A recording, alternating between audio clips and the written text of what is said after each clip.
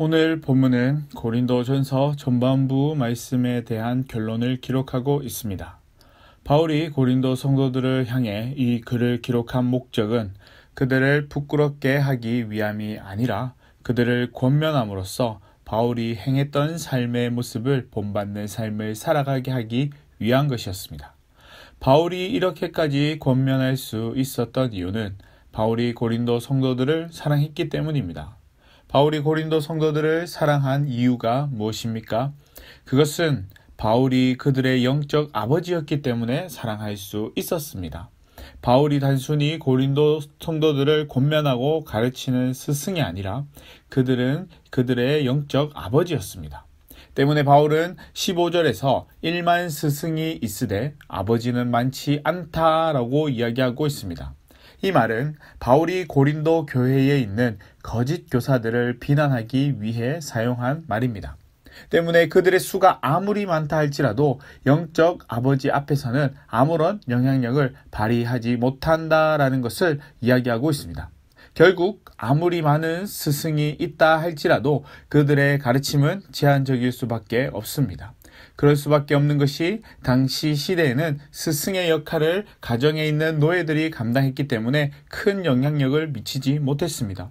오히려 참된 말씀 교육과 그 영혼들을 살피는 것은 전적으로 영적 아버지만이 할 수 있는 일이었습니다.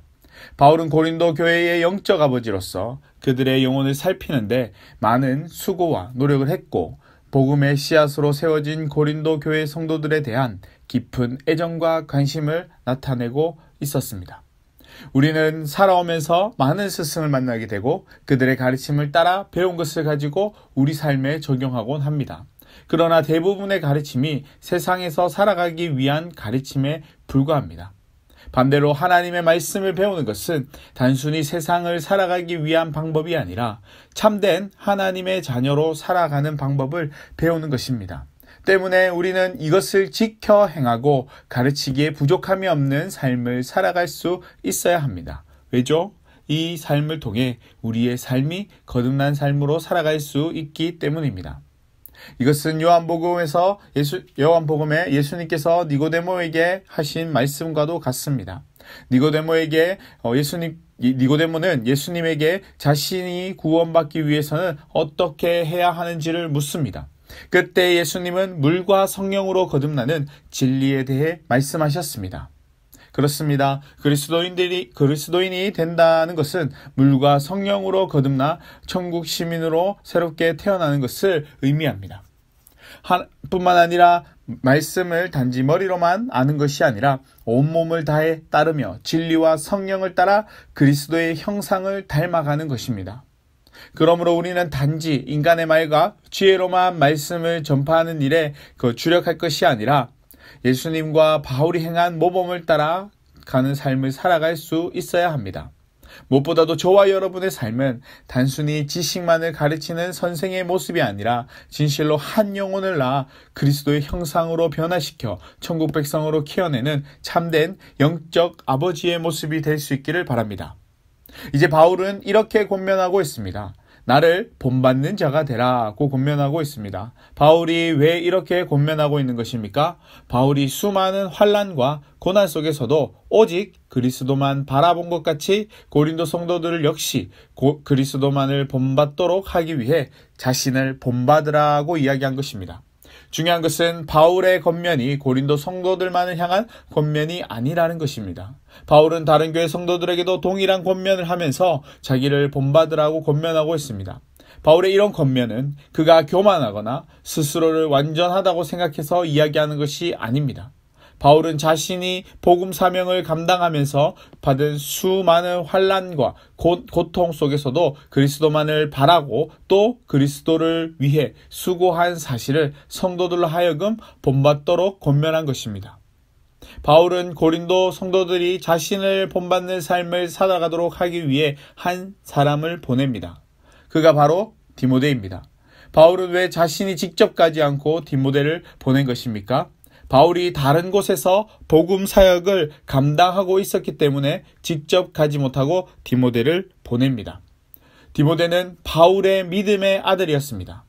오늘 본문 17절에서도 언급하고 있듯이 내가 주 안에서 내 사랑하고 신실한 아들 디모데를 보낸다고 이야기하고 있듯이 디모데를 향한 바울의 마음이 얼마나 큰지를 알 수 있습니다.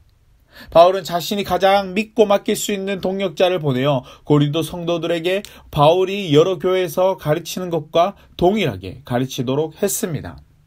그러나 디모데가 오는 것을 못마땅하게 여기는 이들이 있었습니다. 그들은 고린도 교회 안에 있는 교만한 자들이었습니다. 그들은 오히려 바울이 오지 못할 것이라고 이야기하면서 바울을 대신해 보내진 디모데의 말을 들으려 하지 않습니다. 오히려 바울이 다시 돌아오지 않았으면 하고 기대하며 바울이 이룬 것을 무너뜨리려 했습니다.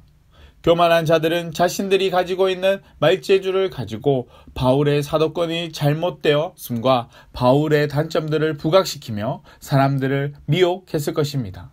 바울 역시 이러한 사실을 잘 알고 있었기에 그가 가장 믿을 수 있는 동역자 디모데를 보낸 것입니다. 그러면서도 바울은 금방이라도 고린도에 올 수 있음을 암시하고 있습니다. 그러나 이것은 바울이 결정할 문제가 아닌 것을 알 수 있습니다. 19절에 바울은 주께서 허락하시면 그때 속히 가겠다고 이야기합니다. 이 말은 현재 다른 지역에서의 바울의 복음 사역이 끝나지 않았음을 의미하고 있습니다. 비록 바울이 당장 고린도로 올 수 있는 상황은 아니었지만 바울이 오는 그때에 고린도 교회 안에 교만한 자들이 드러나게 될 것이다 라고 이야기하고 있습니다. 어떻게 하면 그들이 드러나게 됩니까? 그들의 능력을 보고 드러나게 하겠다고 이야기하고 있습니다. 어떻게 그것이 가능합니까? 20절에 바울은 하나님의 나라는 말에 있지 않고 오직 능력에 있다라고 이야기하고 있습니다. 이 말은 참된 하나님의 자녀는 하나님께서 그들의 삶 속에 당신의 능력을 보여주신다는 것을 의미합니다. 그리스도를 믿는 자들의 삶은 새로운 삶으로 변화되어 옛사람의 모습을 벗어버리고 의와 거룩함과 화평함을 이루는 실제적인 모습을 나타냅니다. 중요한 것은 이러한 삶의 모습이 하나님의 능력 없이는 나타날 수 없는 삶이기에 말보다는 그 능력을 보겠다라고 이야기한 것입니다. 결국 바울은 변화된 삶을 통해 행동으로 나타나는 능력이 있음을 이야기함으로써 헛된 말과 영적 교만에 사로잡힌 이들에게는 그런 능력이 나타날 수 없음을 말하고 있습니다. 바울은 이것을 가지고 그들을 분별하겠다라고 이야기하고 있는 것입니다. 그러면서 바울은 자신이 고린도 성도들에게 나아갈 때 어떻게 나아가기를 바라는지 묻고 있는데 매를 가지고 나아가는 것이 좋을지 아니면 사랑과 온유한 마음으로 나아가는 것이 좋을지를 묻습니다. 바울의 이런 물음은 자신이 전한 권면의 말씀을 무시하고 교만한 자들을 따라 시기와 분쟁을 계속해서 나갈 것인지 아니면 잘못을 깨닫고 바울을 본받아 그와 같은 삶을 살아갈 것인지에 대해 묻는 것입니다. 그들이 살아가는 모습에 따라 매를 가져갈 수도 있고 사랑과 온유한 마음으로 나아갈 수 있기 때문입니다. 계속해서 언급하고 있는 바울의 권면을 통해 알 수 있듯이 고린도 성도들은 하나님의 자녀로서 참된 모습을 보이는 것이 아니라 영적 교만에 사로잡힌 삶을 살아가고 있었다는 것을 보여주고 있습니다.